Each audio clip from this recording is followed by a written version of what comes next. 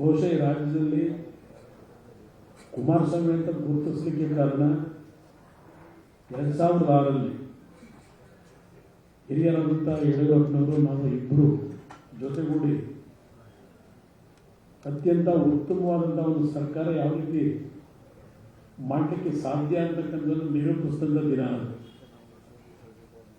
ವಿಜಯೇಂದ್ರ ಅವರು ಹೇಳಿದಂಥ ರೀತಿಯಲ್ಲಿ ಅವತ್ತಿನ ಸಂದರ್ಭದಲ್ಲಿ ನಮ್ಮ ತಂದೆಯವರ ಅನುಮತಿ ನನಗೆ ಸಿಕ್ಕಿರಲಿಲ್ಲ. ಆದರೆ ಅವತ್ತಿನ ಒಂದು ರಾಜಕೀಯದ ಸನ್ನಿವೇಶಗಳೇನಿತ್ತು, ಅನಿವಾರ್ಯವಾಗಿ ನಮ್ಮ ಶಾಸಕ ಮಿತ್ರಗಳು ದೇವೇಗೌಡರು ಚುನಾವಣೆಗೆ ವಿಧಾನಸಭೆಯಲ್ಲಿ ವಿಸರ್ಜನೆ ಮಾಡಿ ಹೋಗ್ತಕ್ಕಂಥ ನಿರ್ಣಯ ಮಾಡಿದಾಗ ಎಲ್ಲ ಪಕ್ಷಗಳ ನಮ್ಮ ಬಿಜೆಪಿ ಮತ್ತು ಜೆಡಿಎಸ್ನ ಶಾಸಕ ಮಿತ್ರರು ಒಂದು ಮೈತ್ರಿ ಸರ್ಕಾರವನ್ನು ಮಾಡ್ತಕ್ಕಂಥದ್ದಕ್ಕೆ ನನ್ನ ಮೇಲೆ ಒತ್ತಡ ಹಾಕಿದಂಥದ್ದೇನಿದೆ. ಅವತ್ತು ಯಡಿಯೂರಪ್ಪನವರ ನಾಯಕತ್ವದಲ್ಲಿ ಬಿಜೆಪಿಯ ಶಾಸಕ ಮಿತ್ರರ ಜೊತೆಗೂಡಿ ಒಂದು ಉತ್ತಮವಾದಂಥ ವಾತಾವರಣ ನಿರ್ಮಾಣ ಆಯಿತು. ಅವತ್ತಿನ ನನ್ನ ಉದ್ದೇಶ ಇದ್ದಂಥದ್ದು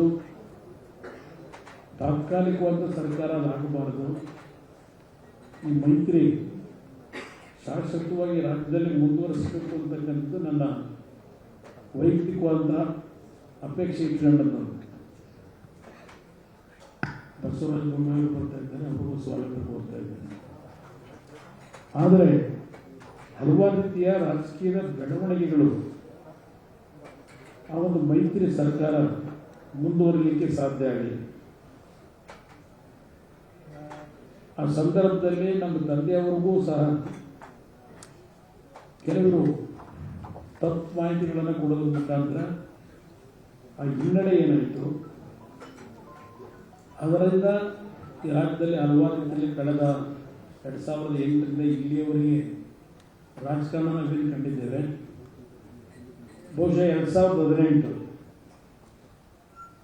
ಮೈತ್ರಿ ಸರ್ಕಾರ ನಾವು ನೀವು ಸೇರ್ ಮಾಡಿದರೆ ನಮ್ಮ ಹಳೆಯ ಸಂಬಂಧ ಏನಿತ್ತು, ಇವತ್ತು ಸಹ ಸರ್ಕಾರ ನಮ್ಮ ಸರ್ಕಾರವೇ ಇರ್ತಿದ್ದೇನೋ ಅಂತಕ್ಕಂಥದ್ದು ನನ್ನ ಅಭಿಪ್ರಾಯ. ಬಿಜೆಪಿ ಜೆಡಿಎಸ್ ಸರ್ಕಾರವೇ ಮುಂದುವರಿಯುತ್ತೆ, ಕಾಂಗ್ರೆಸ್ ಬರಲಿಕ್ಕೆ ಸಾಧ್ಯ ಆಗಲಿಲ್ಲ.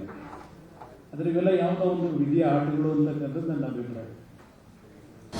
ಅನುಕ್ಷಣದ ಸುದ್ದಿಗಳಿಗಾಗಿ ವಿಸ್ತಾರ ನ್ಯೂಸ್ ಯೂಟ್ಯೂಬ್ ಚಾನೆಲ್ ಸಬ್ಸ್ಕ್ರೈಬ್ ಮಾಡಿ. ಹೊಸ ಸುದ್ದಿಗಳ ನೋಟಿಫಿಕೇಶನ್ಗಾಗಿ ಬೆಲ್ ಐಕಾನ್ ಕ್ಲಿಕ್ ಮಾಡಿ. ಲೇಟೆಸ್ಟ್ ಅಪ್ಡೇಟ್ಸ್ಗಾಗಿ www.vistaranews.com ವೆಬ್ಸೈಟ್ಗೆ ವಿಸಿಟ್ ಮಾಡಿ. ಅಂಗೈಯಲ್ಲೇ ಜಗತ್ತಿನ ಸುದ್ದಿ ತಿಳಿಯಲು ವಿಸ್ತಾರ ನ್ಯೂಸ್ ಕನ್ನಡ ಆಪ್ ಡೌನ್ಲೋಡ್ ಮಾಡಿ.